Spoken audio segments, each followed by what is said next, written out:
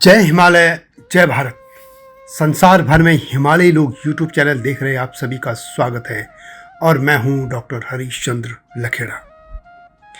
क्या आप जानते हैं कि ब्रह्मांड का पहला प्रेम विवाह कौन सा था? कौन था वह जोड़ा जिसने पहला प्रेम विवाह किया? प्रेमिका ऐसी कि प्रेमी को पाने के लिए 108 बार जन्म लेती रही, बार बार जन्म लेती रही कि प्रेमी से विवाह हो जाए।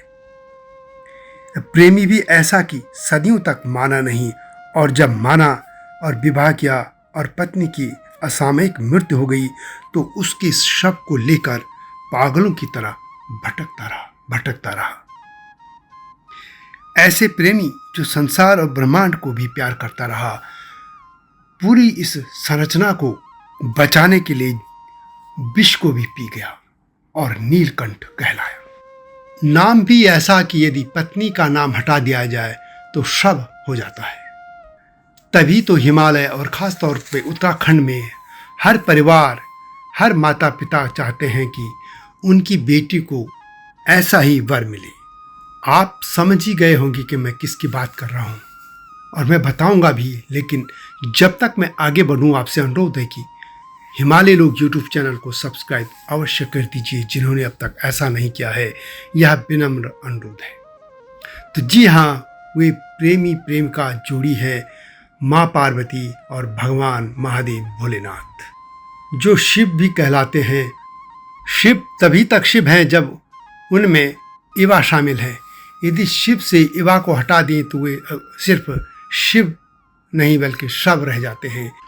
भगवान शिव और माँ पार्वती की प्रेम कहानी अनेक कष्टों के बाद संपूर्णता को प्राप्त होती है। इस प्रेम विवाह को पूरा होने में कई युग युगांतर लगे। माँ पार्वती ने भोलेनाथ को पाने के लिए सदियों तक तपस्या की और उनकी प्रतीक्षा की। इतना अद्भुत जोड़ा ब्रह्मांड में दूसरा कोई नहीं हुआ। यह सनातन धर्म की सुंदरता है कि उसने अपने ईश्वर को भी अपने मनुष्य की तरह ही दुख सुख का भागीदार बना और इसीलिए वे इतने प्रिय देवता बन गए। ऐसे देवता जिनसे अपना दुख सुख बांटा जा सकता है, जो क्रोधी नहीं है, जो आदेश नहीं देते। वे जब मनुष्य के रूप में आते हैं तो मनुष्य की तरह ही दुख सुख को महसूस करते हैं।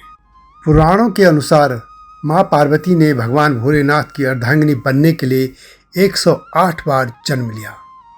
अंतिम 108वीं बार वे पार्वती जी बनी। पार्वती जी से पहले उनका जन्म दक्ष प्रजापति की कन्या के रूप में हुआ, तब उनका नाम सती था। उस जन्म में भी उन्होंने प्रेम से वशीभूत होकर शिव संग प्रेम विवाह किया, परंतु उनके पिता प्रजापति की इच्छा रही कि सती विष्णु जी को वरण करें ताकि वे सभी प्रकार के वैभवों से युक्त होकर प्रसन्न रहे। पर सती तैयार नहीं हुई और उन्होंने घोषणा कर दी कि वे वास्तव में भगवान शिव से ही विवाह करेंगी, क्योंकि उनके पूरे सुख भगवान शिव में समाहित हैं। अंततः भगवान भोलेनाथ और माँ सती का विवाह तो हो गया, लेकिन जिस प्रेम विवाह से दक्ष प्रजापति भगवान भोलेनाथ के विरोधी बन गए और उन्होंने अपने जमाता को ही यानी शिव जी को अपना सबसे बड़ा शत्रु मान लिया था। भगवान शिव को नीचा दिखाने के लिए दक्ष प्रजापति ने एक महायज्ञ का आयोजन किया, जिसमें सभी देवी देवता, यक्ष, किन्नर, साधु, संत, ऋषि मुनि आदि सभी को बुलाया गया, लेकिन अपने जमाता यानी भगवान भोलेनाथ को नहीं बुलाया। इसके बावजूद सती ने भगवान भोलेनाथ को समझाया कि आमंत्रण तो परायों को दिया जाता है, अपनों को तो जाना ही चाहिए। जब वह भगवान भोलेनाथ गए तो उनका अपमान किया गया और इससे दुखी होकर माँ सती यज्ञ के अग्निकुंड में कूद गई थी। शिवजी के गणों ने यज्ञ को भंग कर दिया। अंत में सती ने पुनर्जन्म में पुनः शिव जी से मिलने का वचन देकर प्राण त्याग दिए थे। शिवजी माता सती का मृत शरीर लिए विक्षिप्त से घूमते रहे। तब भगवान विष्णु ने अपने सुदर्शन चक्र से माँ सती के तन को 51 हिस्सों में काट दिया था और वे जहाँ जहाँ ये अंग गिरे वे 51 पीठ कहलाए। वर्षों तक शिवजी का वियोग कम नहीं हुआ। वे संसार से विरक्त जैसे हो गए थे। दूसरी तरफ माता सती ने अपने वचन को निभाते हुए पर्वतराज हिमवान और रानी मैना के घर में पुत्री के रूप में पुनर्जन्म लिया। पर्वतराज की पुत्री होने के कारण ही उन्हें यह नाम पार्वती मिला था। महर्षि नारद ने किशोरी पार्वती जी को जीवन साथी के रूप में भगवान भोलेनाथ को पाने के लिए तपस्या करने को कहा। पार्वती जी ने अपनी सखी को यह बात बताई और फिर उनकी सखी उन्हें घोर जंगल में ले गई, जहां पार्वती जी ने अन्न जल का परित्याग करके विभिन्न तरह के कठोर से कठोर तप किए और कई वर्षों तक यानी सदियों तक उन्होंने तपस्या की। शिवजी ने पार्वती जी को समझाने के लिए सप्तऋषि भी भेजे, स्वयं भी गए भेष बदलकर, परंतु वे नहीं मानी और अंततः भगवान भोलेनाथ ने पार्वती जी से शादी कर ली थी और यह एक प्रेम विवाह था। मान्यता है कि भगवान भोलेनाथ और पार्वती जी ने गुप्त काशी के त्रियुगी नारायण मंदिर में विवाह किया था। इस विवाह में भगवान विष्णु ने देवी पार्वती के भाई की भूमिका निभाई थी। भगवान ब्रह्मा ने पुजारी बनकर विवाह संपन्न कराया था। भगवान विष्णु की नाभि से सरस्वती जलधारा बनी और इसी जल से अन्य 3 कुंड भी बने, जहां देवताओं ने स्नान किया और यह पूरा क्षेत्र शिव पार्वती के विवाह का साक्षी बना।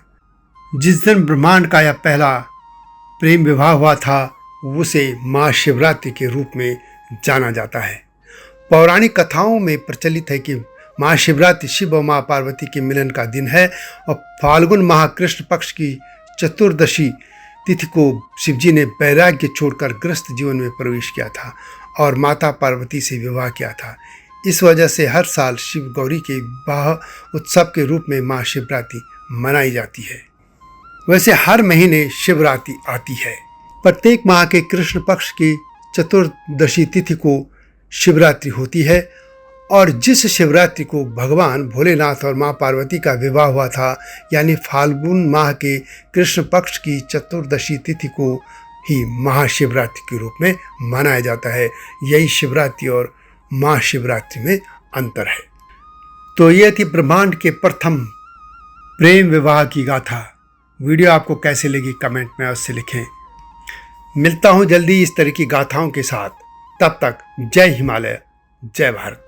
हिमालय पे पेड़ हो तो गीत गाएंगी नदियाँ, गीत गाएंगी नदियाँ।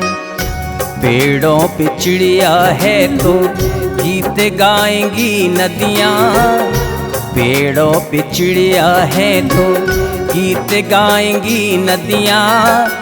माँ की लोरी जैसे होते हैं नदियों के गीत।